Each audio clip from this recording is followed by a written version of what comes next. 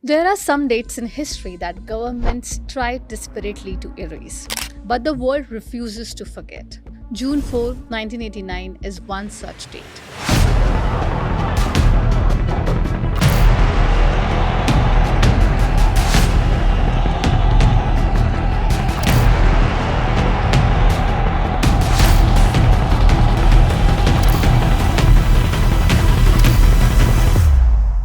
37 years ago, in the heart of Beijing, thousands of young students gathered with hope in their eyes and dreams of a better future in their hearts.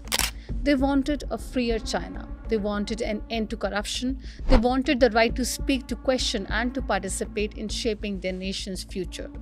And instead, they were met with tanks. They were met with bullets, and they were met with the brutal force of a regime unwilling to tolerate dissent. The story of Tiananmen Square did not begin with violence, it began with hope. It was the spring of 1989 when China was undergoing enormous change. The country had opened its economy, foreign investment was flowing in, and cities were transforming at a remarkable pace. Yet, beneath the surface, frustration was going at a very fast pace. Economic reforms had brought prosperity to some, but corruption had also increased to a very huge level. Many Chinese citizens, especially students, began questioning why economic freedom was expanding while political freedom remained tightly controlled. Then came the death of Hu Yaobang, a leader widely regarded as sympathetic to reform. What began as a gathering to mourn his death soon evolved into something much larger. Across Beijing and eventually across China, students took to the streets demanding accountability, transparency, and political reform. The center of this movement became Tiananmen Square. Day after day, the crowd grew larger, students cramped in the square, workers joined them, professors joined them, ordinary citizens joined them, and at its peak, hundreds of thousands, and according to some estimates, more than a million people became part of this huge movement.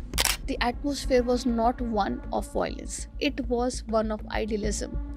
Young people carried banners, they organized hunger strikes, they delivered speeches, they appealed to the conscience of their government. A massive statue called the Goddess of Democracy was erected in the square, symbolizing their aspirations for a more open and accountable political system. For weeks, the world watched. Television cameras captured scenes of students singing, debating, and peacefully demanding change. The movement appeared to embody the hopes of an entire generation that believed China could embrace reform without abandoning stability. But inside the leadership of the Chinese Communist Party, a different conversation was taking place. Some officials believed the protesters should be engaged through dialogue. Others saw the demonstration as a direct challenge to communist rule. And as the tensions escalated, the hardliners gained the upper hand. The decision was made: the protest would not be negotiated with. They would be crushed. And on the evening of June 3rd, Beijing began to change. Columns of troops entered the city, armored vehicles rolled through the streets, tanks advanced towards Tiananmen Square. Citizens desperately tried to stop them. People even formed human chain. They blocked the roads, they pleaded with soldiers. Many believed that the army would never turn its weapon on its own people, and they were absolutely wrong. As darkness fell, gunfire erupted. The soul of bullets echoed through the streets of Beijing. Witnesses described scenes of panic and chaos. Unarmed civilians were struck down by the armed men. Young students who had gathered to demand reform suddenly found themselves facing one of the most powerful military forces in the world. And by the early hours of June 4th, the square had been cleared, the movement had been crushed, the dream of democratic reform had been drowned in blood. And even today, nobody knows exactly how many people died that night. The Chinese government maintained a much lower figure.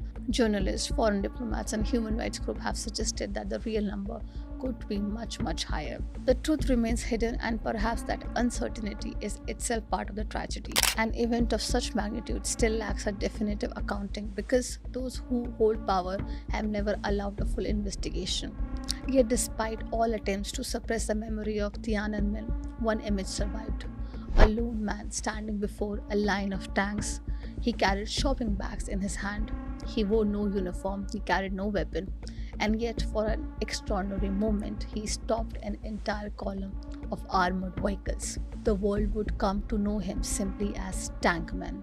No one knows his identity, no one knows what happened to him, but his image became one of the most enduring symbols of courage in modern history. What followed was not just a crackdown on protesters, it was a crackdown on memory itself. Activists were arrested, journalists were silenced, references to Tiananmen disappeared from books, discussions were censored, entire generations grew up inside China knowing little or nothing about what had happened in their own capital city. Communist Party understood something important. If it could not erase the event, it could attempt to erase the memory of the event. And for decades, that is precisely what it tried to do. Even today, searches related to Tiananmen remain heavily restricted within China. Public commemorations are forbidden, conversations are monitored. The anniversary passes each year under a blanket of silence imposed by the state. Yet outside China, the memory remains alive. Because Tiananmen Square is more than a chapter in the Chinese history. It is a reminder of what happens when power fears freedom. It is a reminder that authoritarian systems often view peaceful dissent as a threat rather than an opportunity for reform. And it is a reminder that even in the face of overwhelming force, ordinary individuals can display extraordinary courage. 37 years have passed since the tanks rolled into Tiananmen Square. The students are older now, some never even returned their home. Some spent years in prison, some live in exile. But the questions they raised continue to resonate. Can economic progress substitute for political freedom? Can a nation truly move forward by suppressing its past? And how long can history remain buried before it demands to be remembered? These questions remain unanswered. But one thing is certain. The story of Tiananmen Square is not merely the story of China. It is the story of the eternal struggle between power and freedom, between fear and courage, between silence and truth. And that is why 37 years later, the world still remembers. Thank you for watching.